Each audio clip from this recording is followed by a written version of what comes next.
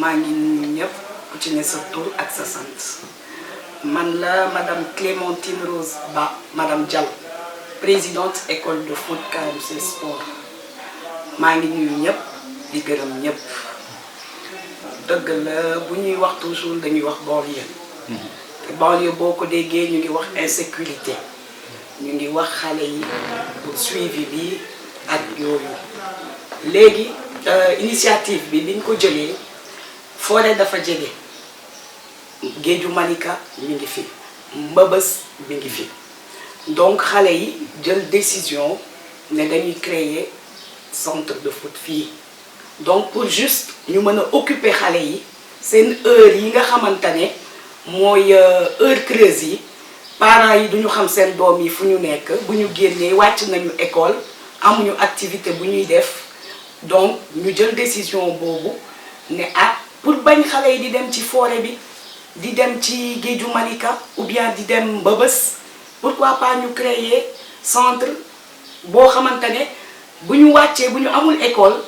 pour ñu ñëw def si seen entraînement loolu moo tax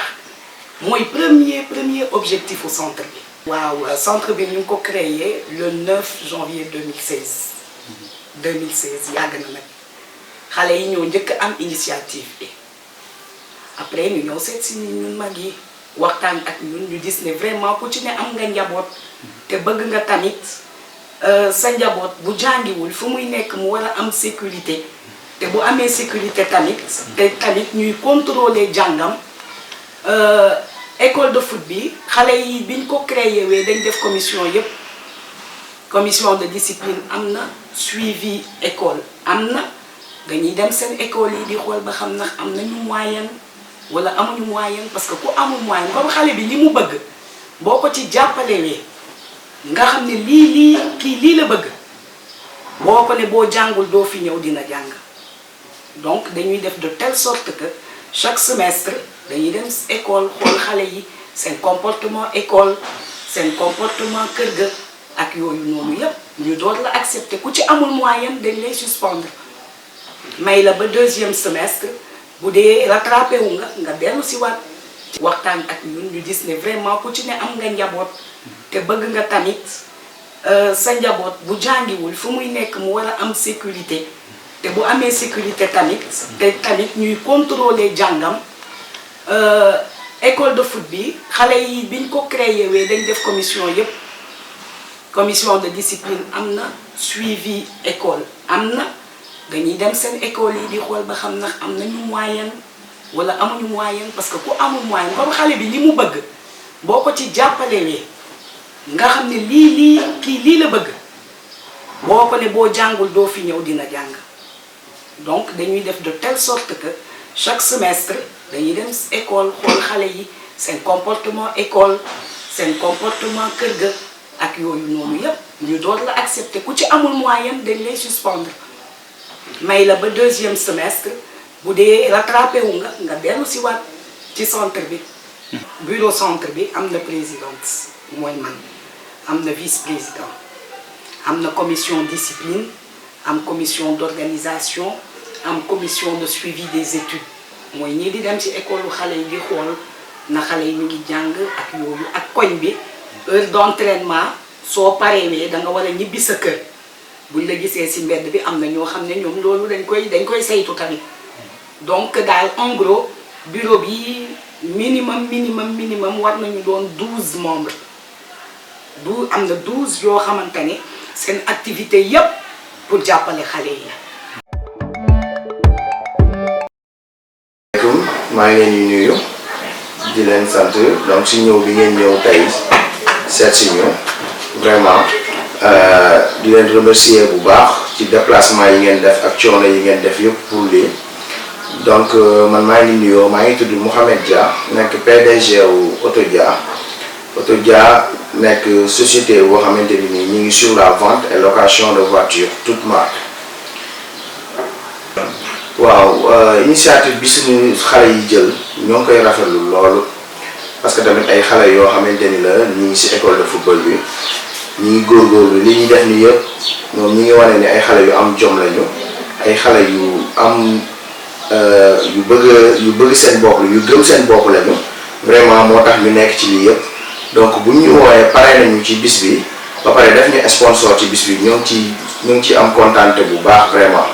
donc dañ ci kontaan ba suñu kontaan fi mu yem mënuñu ko wax parce que tey jii nii donc mën nañ ñu romb nañ ñu bëri dépassé nañ ñu bëri peut-être que gis nañu suñu liggéey gis nañu ni ñun tamit ay exemple lañ pour ñoom moo tax ñoom ñu def lii donc ñun tamit du ñu mën a def lu dul di leen gën a encourager ci lu ñu nekk parce que donc loolu la ñu mën a def moo tax si lépp lu ñu woo ak lépp lu ñu nekk incha allah dañ leen ciy fekk si gën leen ci jàppale parce que suñu ay rakk lañu bëgg nañu tey jii ñun ñuy egg fi ñuy egg wala ñu ñëw ba dépassé ñu te donc ñun ñoo war a wane bon exemple boobu la ñu gis ci ñun ba ñëw ci ñun envers ñun donc ñun dañuy def lu dul sant leen gërëm leen te di leen gën a encourager si lañu nekk parce que nit ki moom lépp loo nekk rek am si jom am ci fulla même boo dee for ay kayit sax am ci jom am ci fulla ëllëg sa réussite la te gis naa ne booy yi am nañ gëm nañ li ñuy def am nañ ci volonté ñu ngi ciy dox bu dégg bëccëg di ci sonn di ci def lépp lu mu laaj ñu ngi ko ciy def kon donc ñun mënuñu lu dul fekk si leen ci li ñuy def jàppale leen ci te tamit di leen remercier bu baax ci geste bi ñu def nii parce que yombul aussi tey jii gis nañ ni ñoom vraiment def nañu effort yu bëri ak li ñuy def yëpp vraiment c'est pour que seen li ñuy def réussir jaar yoon donc ñun aussi ñoo ngi leen ci encourager di leen ci jàppale. mouvement pour la solidarité et le développement ànd ak askan wi nekkaat ci Kër Massar le président des commerçants nekkaat ci Kër Massar le trésorier général des artisans nekkaat le syndicat au niveau SNPDS et ñu ne ma messager des élections dynamiques unitaires de Kër Massar mouvement bi nag c'est 10 000 personnes c'est au niveau national même international ñuy liggéey nag ci mouvement pour la. waaw di ci kontaan lool parce que xale yi dañu war a jàppale parce que dañu ne xale mooy avenir bu suba kon tey jii ñu nekk di liggéey bu rafet ñu naan fàllu ñu may pare na nag à chaque fois tey dañuy tuddee ko ASD ñu kontaan ci loolu nag waa ASD ñuy waajal na bis bi ndax fàllu kenn mënu koo fay bëri na tamit ay moromam yoo xam ne ci wàllu Kër Massar dañ may pare na ci bis yi nga xam ne comme ni mel noonu la ak tamit ci làmb yi nga xam ne làmb bu ci nekk dañ may indil drapeau yi bi bu mu jiw Medina Kell sama carte ñu jël coupe bi waaye nag taxee moo lu dul rek wax dëgg yàlla jàppale jeunes parce que tey jii dañoo war a jàppale gëstu leen nag kon am naa satisfaction ci li ma tuddee bis bi ñu koy waajal nag incha allah. asalaamaaleykum wa rahmatulah maa ngi leen di nuyu di leen ziar di leen sant di leen gërëm man la soxna Ndeye Amy Dieng dëkk Kër Massar unité 11 waa di rafetlu seen teewaay fii ak di rafetlu xale yi sargal gi ñu ma sargal wax dëgg yàlla di leen delloo ci ko lu bari di ñaan yàlla ñu yàlla yóbbu si bis bi ak jàmm ak salaam. salaamaaleykum waa yéen tamit ñi ñëw fii di ñu seet si xale fàllu yi surtout waaw ndax wax dëgg yàlla fàllu bu mu jëlee suñu xale yi ba léegi daf leen dajale di leen jàngiloo di leen entraîner loo ci seen football bi te football bi yàqu dara si jàng bi au contraire daf leen gën a dajale tax ñu juboo ñu nekk benn parce que à chaque fois daf leen di wax ne football dafa ànd ak njàngi dafa ànd ak jàngi te ko kaw ba kenn ku ci nekk ba léegi yaa ngi jàng mu ngeen yi nga doon am su wàccul su yokkul wàccul benn yoon ba ci sama doom ji di landi ak sama doom naatangoo yi fi nekk yépp ñu nekk ay xale yu yaru ay xale yu baax xulooñu xeexuñu demuñu géej defuñu dara naka su dul noonu seen njàng bi dafa gën a yokk mais wàññiwul benn yoon dëgg yàlla. jàng rek moo wóor képp koo xam ne jàng di nga ko réccu te dama ne la richesse d'un pays se repose dans l'activité des citoyens et cela se vérifie dans le monde entier kon li may wax liggéey rek moo wóor te xale bu tolloo ci xale dafa war a jàng tey jii boo jàngee ëllëg yu bari incha allah yàlla mën naa def doo ca daal parce que la ngay xam mooy jàng boo paree yàlla dimbali nga dimbali say waajur ba buñ ne leen ne sax kaa ñu dem ci gaal gi doo ko xalaat kon nag li may encouragé jeunes yi mooy ñu góorgóorlu ñu ànd joxantey loxo comme ni ñu koy defee au niveau de Kër Massar ndax lépp loo wax rek ñu ngi ci taxaw. ñaan yàlla na si yàlla yóbbu jàmm ak salaam xanaa di ko waajal comme ni ko xale yi di waajal rek comme final bi moom yàgg na te xale yi wax dëgg yàlla parce que moo leen yóbbu foofu ba ñu dem ba egg final di ko waajal rek di ñaan yàlla na si yàlla yóbbu ak jàmm salaam xanaa di soññal xale rek pour ñu def une forte mobilisation ba nga xam ne nii dinañu mën a dem supporter ji seen équipe ba pare match bi na doon fair play ñu joué ko si jàmm ñu gis sa jàmm ku ñu xam ne yaa gagné ku ñu gagné it nga xam ne gagné nañ la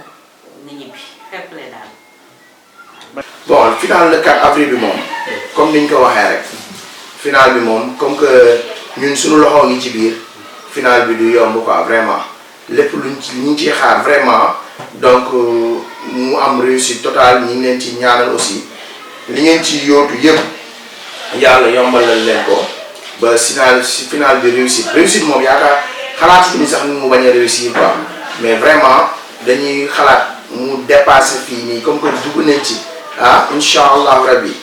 donc gëm naa ni final du ko daax incha allah. ñu ngi leen di nuyu di leen sant di leen dalal di leen jox seen wàccuwaay bu baax xanaa di kontaan rek di wane am na solo ndax yor nit ci boppam moo yombul waxtuma na ay xale pour nga dajale leen mën leen a former mën leen a def dara ëllëg yombul xanaa di leen sant rek di leen ñuy def ba mu baax ñëw jàkkaarloo yéen waaye incha allah la kaat moom du yomb moom incha allah ñu ngi koy pare bu baax a baax ñaan yàlla yóbbu ñu ci jàmm ak salaam. soxna si bu jëmee si bés bi daal. waaw bés bi mën naa wax ne ni ñu ko préparé ci début tournoi bi rek lañ koy defee parce que tournoi bi muy débuté 2 catégories la woon 20 équipes donc muy cadet ak benjamin donc mu nekkoon 20 équipes la fois passée ñu ngi koy wax bay passé fii nañu ko naan mais c'est la première fois ñu def ko ñu changé kii air yóbbu ko baaw donc loolu aussi lu am solo mooy si suñu paree dem aussi daf ci am solo dafa am solo ci bés bi lool parce que wax dëgg yàlla comme prise bi mu ko waxee sànq moom centre bi depuis bi ñu commencé bu mu méttee ba léegi moom la ñu gisoon ba léegi moom lañ ci gis donc bépp bés waxee lépp nga xam ne soxla nañu bu ñu demee ci moom rek dañuy dimbali ba taxawaay gi macha allah dañuy taxawaay gi day am solo lool donc comme prise aussi ni mu ko waxee bés la boo xam ne aussi daf ñu amul solo mooy suñu première sortie waaw bu ñu soñoon képp kuy ñëw rek na àndaale jàmm te aussi dafa nekk biir boo xam ne ñu ngi koy paree bu baax a baax ci côté yëpp macha allah di ñaan parents yi tamit aussi ñu jox ñu ci loxo bu baax waaw mën cee parce que ñu leen ciy invité lépp ñoom la tamit aussi parce que à chaque fois aussi ñun bu ñu amee possibilité jot xale yi di def di jéem a def ci ñoom loo xamante ni aussi moom la football di laaj ñoom aussi dañ ciy am wàllu bu rëy waaw macha allah ñu leen di gërëm ñu leen di beral nuyu bu baax parents yi di leen ci invité bu baax a baax di ñaan yàlla. waaw ñu ngi ñaan yàlla rek ñu yegg si ak jàmm ak salaam yàlla def ñu yegg la gàtt niñ koy préparé nag dëgg la soutien dafa neex mais booy demal sa bopp tamit dafay métti parce que organisation finale bi dafa métti dañ ko génnee Kër Massar yóbbu ko Stade Mbao te Stade Mbao ku nekk xam nga dangay fay organisation bi ak yooyu yëpp danga koy def donc ce qui veut dire en gros école bi moo jël presque yëpp en charge amuñu finance amuñu dara mais école bi moo jël lépp en charge léegi daal final bi bon liñ ciy njëkk ñaan pour tous les participants ñi nga xamante ne perte nañoo ñi nga xam ne finalu nañu dañuy wax toujours booy organiser dara surtout bu dee ay xale na discipline njëkk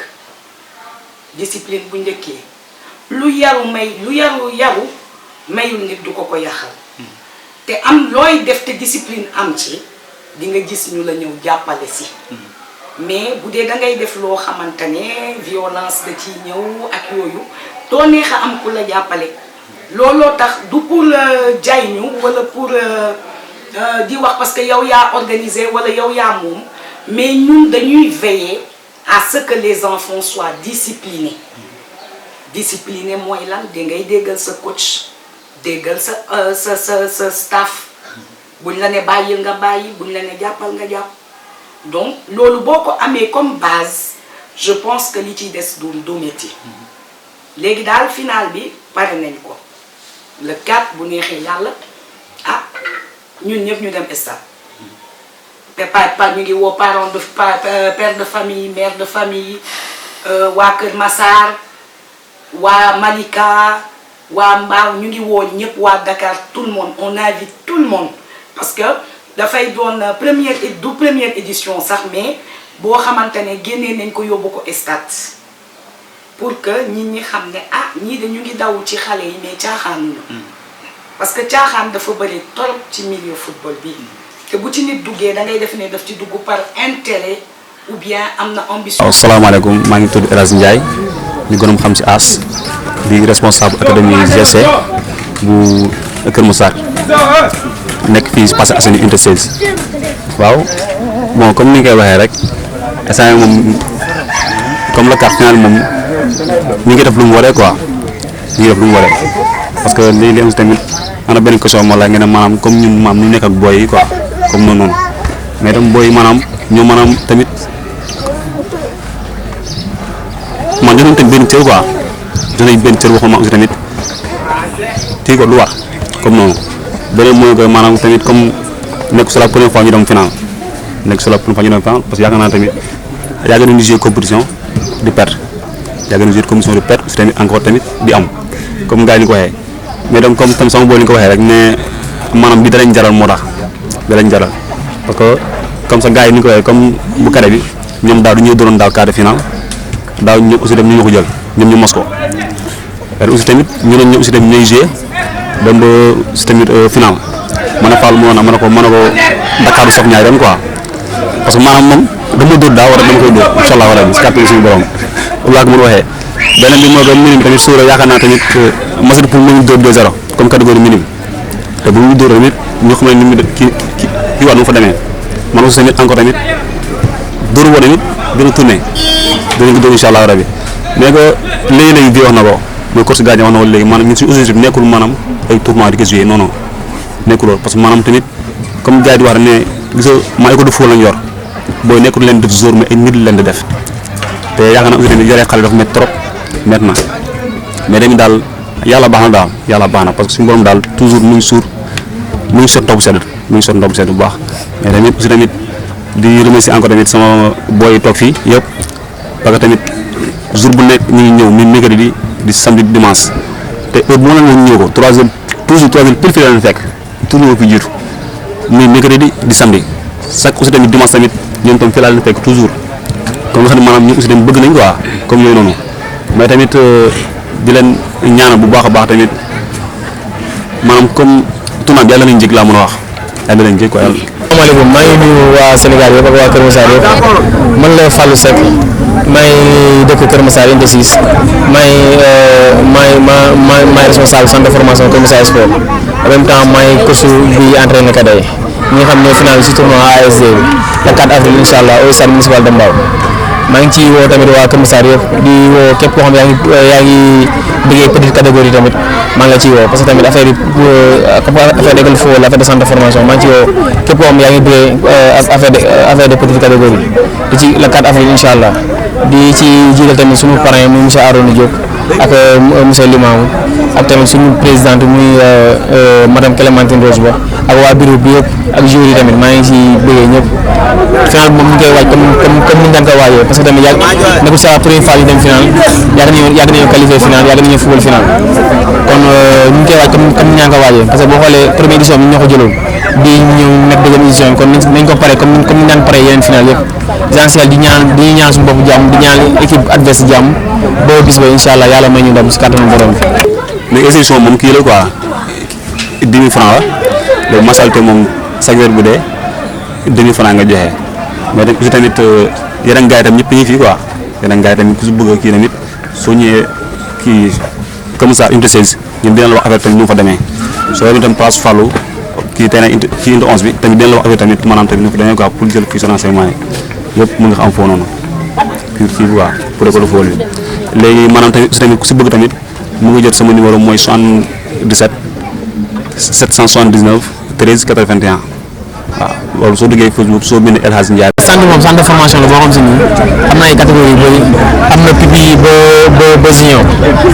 man maa fi nekk maa responsable mais am na yeneen postes yu fi nekk am na ñu yor minime bi am na ñu yor benn bi am na ñu yor junior man maa ngi yor cadet yi mais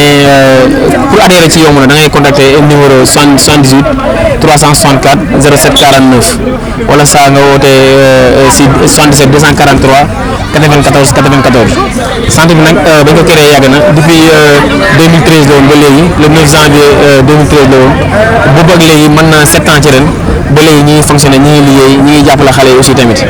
di taxawu xale yi ci côté yëpp boo gisee lu waral suñu création centre bi nag mooy ñu ngi xool nan la ñuy dajalee booy yi ba duñ dugg si naka si dul noonu fexe dañ concentré wu si école yi études yi ak yeneen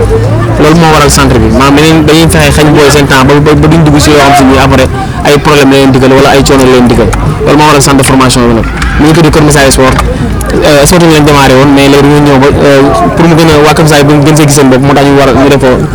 Kër Moussa Sport pour waa Kër Moussa gis seen bopp di nuyu wax tamit bu baax si joueurs yi ak parents booy tamit ñoom ñi nga xam si ne tamit ñoo ñu wóolu ba dénk seen ay doom parce que doom ak xaalis ñooy am maanaam pour nit bu la wóoluwul la du la ko jox comme ñoom ñi ñu wóolu ba jox seen doom tamit ñu leen sant di la gëm di leen woo tamit si final le 4 avril incha allah. man la Pawaaji sant Diédhiou nekk si école football waa académie GFC nekk capitaine cadet bi ñu war a préparer benn final nag ñu ne Fall ñoo daje woon daa moo ñu éliminé woon par quart de finale ren ñu ne ñoom ñoo final waat mais dañ koy jouer si fair play rek que le meilleur gagne laa amoon lu may wax te entraînement yi te aussi li ñu def metti na torop muy du góor yi muy joueur yi metti na torop kon lu ñu dem foofu ñu naaxu ñuy gagne merci. Salaamaaleykum je m'appelle Ibrahima Dabo je suis le capitaine de Casport may préparé final bi ak ay match amical yu dur te sama parcours maa ngi gagné ay match maa ngi si entraînement yi métti day dem ay géej di entraîné foofu di ñëwaat di organiser ay match amical ay centre di football ay match yu dur di gagné. di ak central fii si académie GFC mais fii nag académie GFC dafa yàgg dem final barki yàlla ñi daj lu metti mu ngi nii tey nag dañoo demaat final ñu nag Fallou CMK Sport dañoo demaat ñu nag ñoom final te nag ñun xam dégg naa mu naan ay Dakar day saf ñaari yoon ndax ba ñuy dóor ñun ñëpp nekk ñu fa woon mais tey ñun ñëpp ñu ngi fi carré bi yëpp mu ngi fi carré GFC bi yëpp mu ngi fi te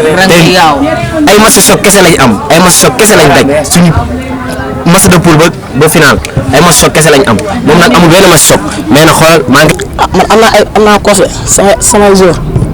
am naa ay centre yu baax ñooy terrain yu baax as yu baax final moom maa koy préparé xam naa ne lu métti waaye lu métti mel damay gagné ala 4 moom du yomb daal ndax ñëppay ñëw parents yëppay ñëw présente bi gars yëppay ñëw ñëppay teew incha allah. maa ngi tudd Diadji Ndiaye gardien de but à l'académie GFC bon final moom man dama siy renoncé du bëri quoi maa ngi ñaan rek ku gën a entraînement ku daax football yàlla na la yàlla may ndam que muy moom que muy ñun ñoo sax final bi ñun mooy suñu objectif quoi fii zone yu bëri bëgg nañ génn xam nga dem centre bu gën a nekk au niveau xam nga ñu nag fii mooy loolu yàgg nañoo dem feneen gars yi soo ñëw GFC bi yëngatu na soo ñëw GFC bi yëngatu na dañoo am fayda. bon fii nag fii mooy centre bu baax la nag soo fi ñëwee dañ lay jàngal nooy contrôler ak yooyu waaw ba soo defee ay 2 mois 3 mois di nga am changement bu réussi yow waaw ay xarit lañ soo fi ñëwee di nga dund comme sa famille daal ndax ñëpp ñoo bokk ñoo yem. asalaamaaleykum man maay Habibou Diallo man maay préparateur gardien centre formation Kër Massar Sport. waaw góor yi moom ñu ngi si la 4 incha allah di nga xam ne ñu ngi si bu baax a baax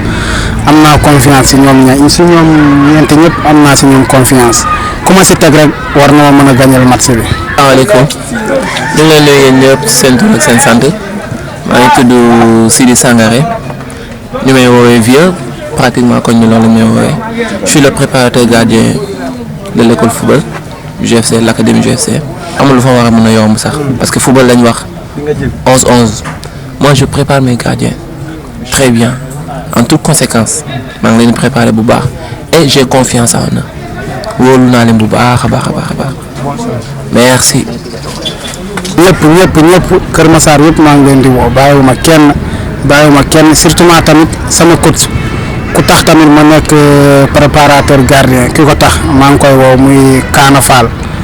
maa ngi koy woo bu baax a baax na ñëw tamit seetaan si tamit ay booyam ñii ñëpp ay booyam lañu tamit na ñëw seetaan si leen